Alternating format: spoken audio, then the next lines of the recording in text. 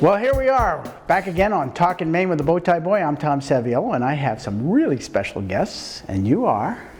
Jan Collins. Jan, it's a pleasure to have you back. And holy mackerel. Rachel. Madam Speaker, thank good to see you again. Oh, it's great to see you. You know, and we were joking about this, but in sincerity, you and I met long before I knew you wanted to do this over something that I know is very special to both of you. And I think I actually remember when we put that bill in, I was in the Senate. I think, had you been elected that year? No. So you actually came down and found me in the Senate because we were trying to figure out how we could get some of the House members on our side. But we ultimately passed that thing, if I remember correctly. Yeah. That's when I first met you. And who was the gentleman that we brought up to the station? He got his PhD when he was incarcerated. Oh, he must be Brandon, huh? No. Or no, he it was got his- Joseph. Joseph, But yes. Joseph had his MED. MED. Oh, he was great. Or Master of Fine Arts.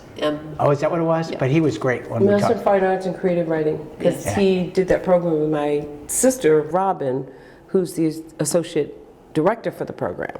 Oh, wow. Yeah, He they was had a very good time. He was Yeah. very powerful. So let's talk a little bit about some of the bills that are coming in relation to criminal justice. You both have been very dramatically involved in those things. And I think it's important for us to kind of talk to the public about what's going on out there. And Rachel, you had some things. First, there is the fair sentencing law, and I don't know much about that. Or what is that? How do you define that? Fair chance. Fair chance. No, it's a fair. No, the sentencing. Fair. Well, let's talk about fair chance. That's the first one we met on. That was really important. So let's talk about that. Yeah, so since I've been in the legislature, Jan and I have been working on what is called fair chance legislation. And it, in housing, in employment, in access to higher education, in licensing. And so every year that I've been here, I've put in those fair chance bills. And your audience may know them as Ban the Box. Which is allows for the question on applications where if you've been convicted of, that question is removed from the front page of an application because it is proven to be a discriminatory question where if you say yes, then round foul, and if you say no and you've actually had a brush with law enforcement and it's found out, then, so it's not safe to check out any answer in that, to check that box. And so we've been working on Ban That Box to give people a chance once they have, they're reintegrating back into their communities. But fair chance goes a little bit further than just banning that question, in which it then says that you have the right for appeal if you're not hired, if you don't get that apartment, if you don't get that there's an appeal process in there where you get to talk about your rehabilitative history and why you qualify for that particular thing. So what's important to me when we first got together about this is that I may have done my time, but because I did and I checked that box, as you said, the file, thank you very much for coming, appreciate you being here. If I don't check the box and then they find out I did that, it's thank you very much for coming, but we'll see you here, is that we wanted the person to get in the door to sell himself or herself for who they were. And their based on their qualifications. Based on their qualifications, Sure. correct. Sure. And then, so that you've now gone to the next level, which I think is really good, is that if you turn me down, because of that ultimately, I have an opportunity to appeal that decision and have a conversation about what I'm right. Is that correct? Unfortunately, we haven't gotten to that step yet. So the good news is we are finding more and more employers willing to hire people who have a past criminal history. And that's because we've finally gotten to the point where we're in need of lots of workers. Yeah. And so we'll take a chance. And what we find from those employers who do hire people with the criminal background, that they're finding that they're some of their hardest workers because they really appreciate the chance to show that they've made changes in their lives. The other component of it is within the Department of Corrections, there are a number of different certificate programs that you can earn, and you can work in different industries. Well, if we're going to invest the money while someone is incarcerated to get a set of knowledge and skills, but yet the minute they exit that system, they can't put those skills and knowledge to work, it's You wasted a lot of you taxpayer just dollars, yeah. What? Why are we? It is. It's cutting your nose off to kind of spite your face. So we want to take all that knowledge and the skills that people are earning and learning. That's an incentive, right? That's incentive, and use that when they exit for their livelihood, for them to move on with their lives, to them reintegrate fully back into their communities. And it makes so much sense. It goes back to, like I said, downstairs to the governor, Medicaid expansion is an actually economic boom, because it meant that people are going to have jobs, it meant people are going to pay taxes, it meant people are going to be healthy. This is the same thing. We're paying for this one way or the other. So why not give them the opportunity? And I'm not surprised when you tell me that they're the hardest workers, because they recognize somebody took a chance on them, and they want to prove that they are in fact rehabilitated, and they want to make a difference and be a plus to society. I think that's phenomenal. Yeah, there's another aspect of it, though, that is if you take fair chance employment, which we did pass, the governor had signed into law, the human resources in the employment industry doesn't have any standards in which you then get to judge me. So is it being out of the correctional system for 3 years based on this crime, or is it 10 years based on that crime? If you went to 3 different employers, they may have 3 different interpretations of what constitutes rehabilitation depending on the job. There's no standards there. So for no standards means, what are you judging my rehabilitation against? Your own interpretation of what constitutes enough time to have been out of a correctional facility? That's not fair employment practice. No. So we have to move fair chance, ban the box forward in all of these different areas in order for us to fully allow folks to re-enter. The toughest one to crack, and we have a bill in this session, Tom. I was just going to ask that. So is fair chance housing. And why this is really important is because this is an intersection between corrections, law enforcement, and housing. We're in a housing crisis. Right. And so just imagine if you've got a criminal record right now. It is severely limiting, and we all know that you've got to secure a home, shelter first before you're able to do any of these other components of your life. You've got to have safe, healthy housing. You've got to be housed. So we're going to try to pass fair chance housing this session. It's taken us years and years and years. Just to get people to understand what we're talking about. How will that work? I mean, I understand the box. So when I apply to rent a place, do you have to presently check that you were convicted? In many applications you do, not all. And also they do background checks. Yep, it's credit checks, background checks. You've got to have, references. You've got to have sometimes 2 months of deposit, which we're also fighting this, in another bill. Many legislators have bills in that are going to be looking at all of that component of housing. But when you take that into totality, the very first thing you should be doing is verifying that I can afford it, that I've got some references, all of the pieces that make you qualified to rent a home, and then you want to, once those qualifications are in place, you're not just discriminating against me, you're doing another form of a check. Right. But at least you're not using my record as the reason whether I get in or not. Yeah, so you're basically looking at all the financing. I have the ability to do that. And at the end of the day, you've given me the chance. Now when you do your background, you find it, but at least you know that I'm qualified, I'm committed to come in here and be a good tenant for you.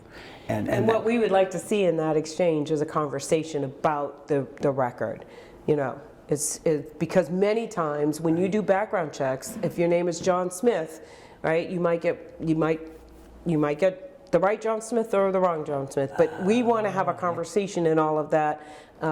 Because we want people to be able to explain their experiences, explain their rehabilitation, explain how they're right. You want that discussion to be part of the process. That makes sense in a lot of ways. I mean, regardless of the record, if I'm renting to Jan and I don't know Jan and I've gotten this information, I want to interview her. I want to sit down and have a conversation with her about who she is and what's important to her, because I remember back in college when we were trying to rent a house, they interviewed us.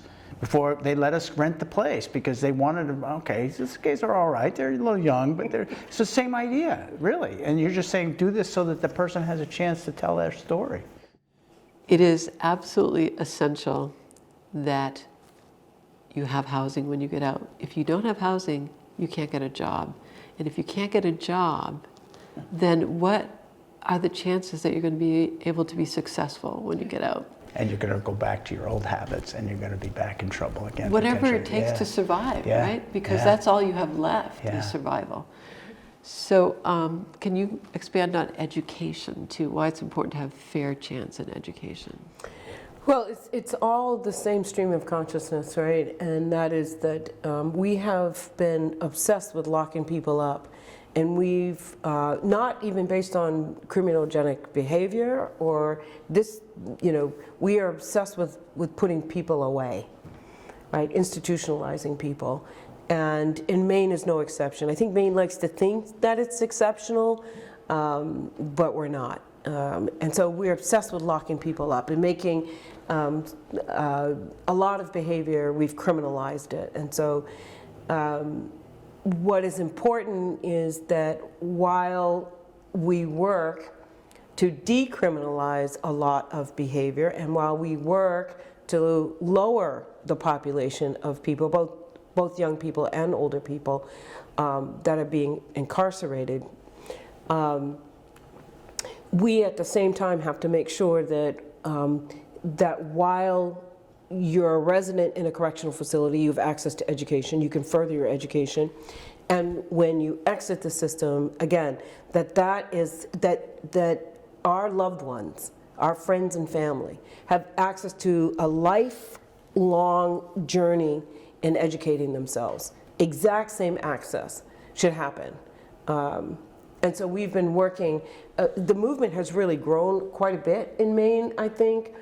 So now you have educational institutions that recognize the need for education inside and outside. I mean, really good leadership in a number of our educational institutions. But from the public system to the private system, we're now kind of feeling this movement that says the best way to re-enter your community would be to have an education and to be able to continue that education so that you get the house, you get the job, and it decreases our dependency on prisons. It's interesting, my mother's mother, who basically had a high school education, used to say, education is most important. You can take everything away from me, everything, my clothes, my food, my house, but you can never take my education away from me.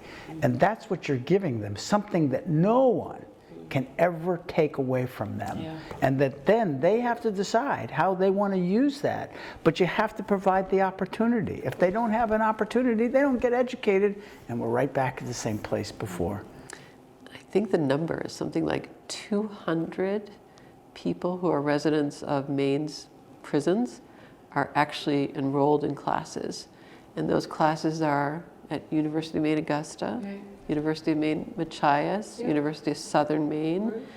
And I think Maine College of Art is trying to start some courses as well. They did some non-credit ones, but they're working on getting a credit. So they do this by Zoom, TV, and wow. And sometimes instructors go to the facilities, so really? There could be on-site, yeah. There's a lot of that at Maine State Prison. Are they working on a degree, like a bachelor's degree? Yeah, absolutely. Wow. So they're taking their basic writing class or English class or math class? Oh, wow. Absolutely. I mean, completing degrees, associate degree, bachelor's degree, master's degrees, and then with Brandon Brown, a PhD, and now other residents are now looking, men and women are looking at those advanced degrees. So wow. It's really it's expanding, and I'm hoping that it expands even more, because this is incentive,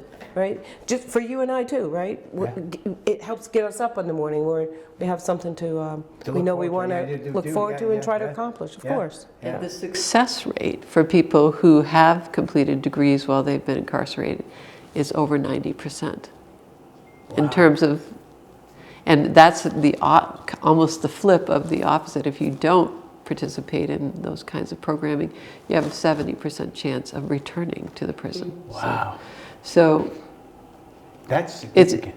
it is a great investment in our public dollars to ensure that the people who are leaving our prisons are actually well educated, have job training, have gone through programming, and can be successful when they're released. They've given the tools to really do the job, and we just need to give them the chance to do that. Yep. Wow. So what else have we got? Does some of the money that the governor has suggested in her budget help some of these programs? I mean, I just sidelight UMA. That's why I believe UMA is successful. They are so entrepreneurial. They identify an educational opportunity, and they take it. Whether it's creating an I can't say it, but an airplane program on campus because they knew there were people who wanted that program, to what it sounds like they have, and they all know they will go after the elderly population like me that want to advance their degrees. But here they've done that. That's phenomenal. That is really a feather in their cap for what they have. Yeah, I think there's some monies in there that, you know, help support, certainly to help support some of the rehabilitative programs, and but a lot of it is monies that are coming from the outside as well. You know, I know that, you know, Sunshine Lady Doris Buffett really started the whole movement, I think, with private, you know, Buffett, monies. that's the Buffett guy. Yeah. He's got all the money. His sister, yeah. Oh, Yeah, wow. who's passed away at this, but nonetheless, I think she showed us early on, probably 2 decades ago now, both in Maine and in other states. I think it started in New York. I'm not sure where it started. Yeah, But she invested in, you know, access to higher education early on, and it was a real life changer for us here in Maine with that early investment. I don't think our budget, you know, goes far enough. I will say that. I think in many ways I am not supportive of more money going into, you know, prison facilities and more money going into law enforcement and you know, this almost paramilitary, you know, security around the state. I'm not a fan of increasing those budgets, but because I do believe that the more we invest in building up the resiliency and capacity of the community, which is the natural support system of all of us, the better off we're going to be as a state. We're going to save money in the end. We're going to be no barrier for people to access opportunity and to live their lives as self-determined individuals. So I think there needs to be a shift, if you will, in the budget around building up the resiliency and capacity for the community. Does that include some of the community work that some of the inmates or they can do? We used to have all kinds of that in Farmington, in Franklin County, where someone who was finishing up their time got the opportunity to come out, whether it be paint the school or whether tasks that needed to be done. I don't see that anymore. Has that gone away? It has in Franklin County. I just because I'm on the Board of Visitors, I can tell you that that we no longer do community work projects that in the community. They do. Sadly. I think the Bolduc, you know, correctional facility that's in Warren, not too far from the Maine State Prison. They have the work release program there, and also down east has a facility has work release programs. Our Women's Center in Wyndham has work release programs similar to what you're talking about, I think. Yes, yeah, that's what it is. Yeah. And really, there more of that needs to come online. And I think some changes in legislation here at the state. Tom, last session we were able to expand the secure community confinement program that allows residents to apply to a program and be considered for an earlier release, still under the, you know, jurisdiction of the Department of Corrections, but able to go out and reintegrate back into their community, and, you know, with jobs lined up, housing is lined up, all of those and their natural supports are in place. So we do have some of it, not enough. But I think the fact that you've got them going in the right direction helps in the sense that it's a family. It goes back to our conversation back up in Farmington about your family and the story that you didn't have the resources to help you guys out. You struggled, to say the least. Yeah. To see that there's going to be a change, a potential change, that because it's the family that gets affected. You know, yes, the person, whoever it may be, does their thing, but the family's left at home. Yeah, but some of this, you know, it leads us to the discussion we were having earlier around parole, and you've done quite a bit of work in trying to bring a parole bill forward this session. I think there's good bipartisan support for it, but it's if you think about the secured community confinement program, you know, what we're really trying to actualize is if we have a system, a correctional system, you can go to the website for the Department of Corrections and it says its mission is in rehabilitation.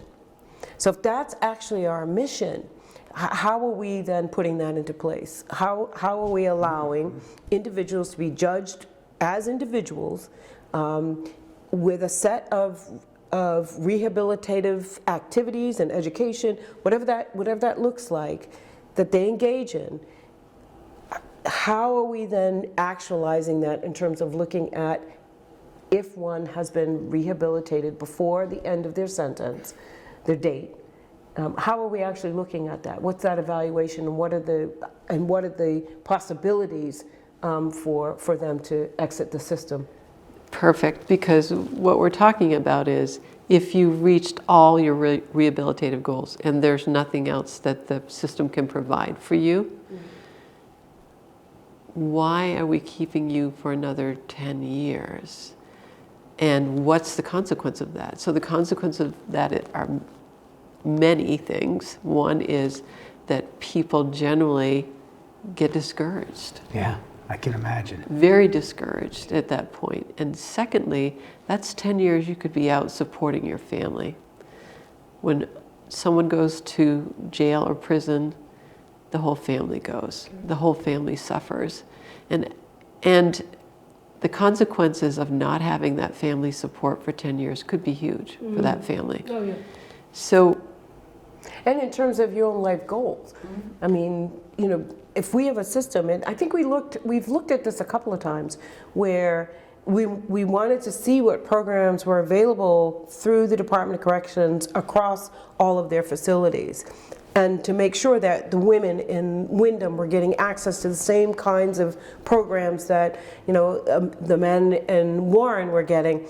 And just to look at the breadth and depth of what's being offered, because if you do have a set of best practice, you know, for reentry, and you've got a series of programs and activities around it, you complete that, Tom. You complete what we've asked. What we say is that now what? I mean, that's what now what? Yeah. Do Maine taxpayers want to continue to pay for that person who we've now deemed can prove, you know, a rehabilitation? In my mind, it doesn't make any sense to do that. It does not. And in many people's minds, it doesn't, because you've paid a debt to society. This is not about not paying that debt. This is not about honoring where victims are at all. This is, we honor that. We honor and respect that. This is about a system that says it's working on rehabilitation. If that's the case, and you've arrived at a particular place in your journey, why will we continue to incarcerate you? It makes sense, because you think about, if I taking care of my responsibility for something I shouldn't have done, but you set up in front of me a roadmap. It says, here's the roadmap. Here, and it's not like it's going to I mean, let's keep in mind, this is not going to happen overnight to meet that roadmap. If I'm taking a class or two, it's going to take years for me to finish that roadmap up. Oh, yeah. Now, the roadmap is this piece of paper. Once I finish all that, you're talking about this blank space that I got to wait till the end when I have done everything you've asked me to do. If anything, during that period of time, I'm going to get very discouraged. Well, the other piece to this is, and you've served a majority of your time. So exactly. it's, if you completed that in 2 years, but you got a 15-year sentence, that's a different what you're saying, equation. that's different. But we're also adding the element of time served. Yeah, so if you had a 15-year, it might be 7 years to take you to do this, but that's still probably what it's going to take you to do this, and then a period of time that maybe you're helping your co-people to do that, co-people, and then at the end of the day, you've done your job, you've proven you can do that. I got to tell you, you won't believe this, but a half hour's gone by. I knew that if we got Rachel talking about her passion, we'd do it. You did great. So now now we've got to do another interview. But I want to thank you, Oh my Madam God, Speaker. thank you so very much. It's lovely to have you You're all so here. passionate about what you Thank you. You guys are so passionate about what you have. That makes me excited. So I want to thank you both. That was great. Yeah, thank you. Thanks for tuning in to Talkin' Maine. We'll see you next time.